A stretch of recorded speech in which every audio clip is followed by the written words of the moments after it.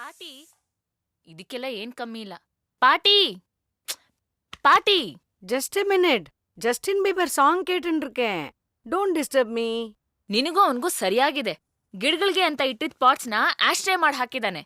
ಇದೇನಾ ನೀನ್ ಇಷ್ಟಪಟ್ಟು ರೆಕಮೆಂಡ್ ಮಾಡಿದ ಕಲ್ಚರು? ಅಕ್ಕ ಅಕ್ಕಿ ರೊಟ್ಟಿ ಮಾಡ್ಕೊಡಕ್ಕ. ತೆಗದ್ ತಟ್ಟದ ಅಂದ್ರೆ ಪರೋಟ ಆಗೋಗ್ತೀಯ. ಕುತ್ಕೊಳ್ಳ ಸುಮ್ನೆ. ಅಕ್ಕಿ ರೊಟ್ಟಿ. ಓಡಿ. I was a student in Bangalore's top fine arts institute. ಅಲ್ಲಿ ನಾನು ಪಾಟ್ರಿ ಕಲಿತಾ ಇದ್ದೆ.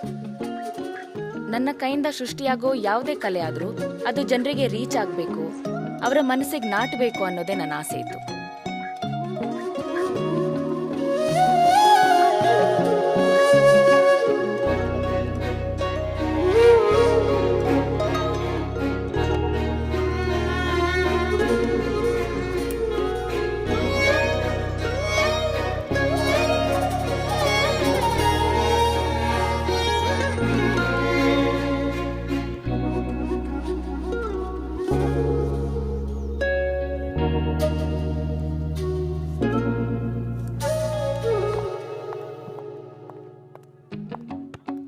ಎಕ್ಸ್ಕ್ಯೂಸ್ ಮೀ, ಏನ್ರಿ?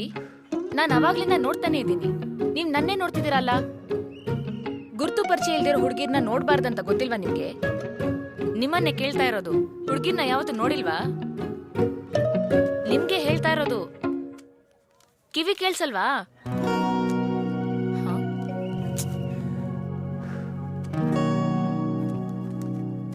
Hello, excuse me. ಅವತ್ತು ಮನೆ ಮುಂದೆ ಸಿಕ್ಕಿದ ರೈಟಿಂಗ್ ನನ್ನ ತುಂಬಾ ಸೆಳೆದಿತ್ತು. ಆ ಬರವಣಿಗೆಗೆ ಎಂಥವ್ರನ್ನು ಕೂಡ ಓದುಗಾರರಾಗಿ ಮಾಡುವಂತ ಶಕ್ತಿ ಇತ್ತು. ಕೋಪದಲ್ಲೇನೋ ಆ ಕಾಗ್ದಾನ ಬಿಸಾಕಿದ್ದೆ, ಆದ್ರೆ ರೈಟರ್ ಯಾರು ಅಂತ ತಿಳ್ಕೊಳ್ಳೋ ಕುತೂಹಲ ಇತ್ತು. ಅದು ಇವನೇ ಅಂತ ಗೊತ್ತಾದ್ಮೇಲೆ ತುಂಬಾ ಆಶ್ಚರ್ಯ ಆಯ್ತು. Vijay's writing was extremely powerful. The smallest of the notes he left carelessly made such an impact and evoked a sensation in every reader.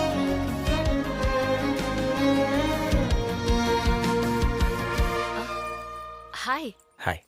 ಒಂದ್ ನಿಮಿಷ. ನೀವ್ ಆಕ್ಚುಲಿ ತುಂಬಾ ಚೆನ್ನಾಗಿ ಬರೀತೀರಾ. Thanks.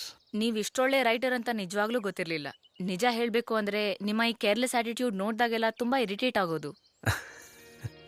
Y don't you take up writing more seriously? By the way, ನನಗೆ ಒಬ್ರು well known publisher ಪರಿಚಯ ಇದ್ದಾರೆ, BK. Chaturvedi ಅಂತ. He's part of a well-known publishing company. Okay.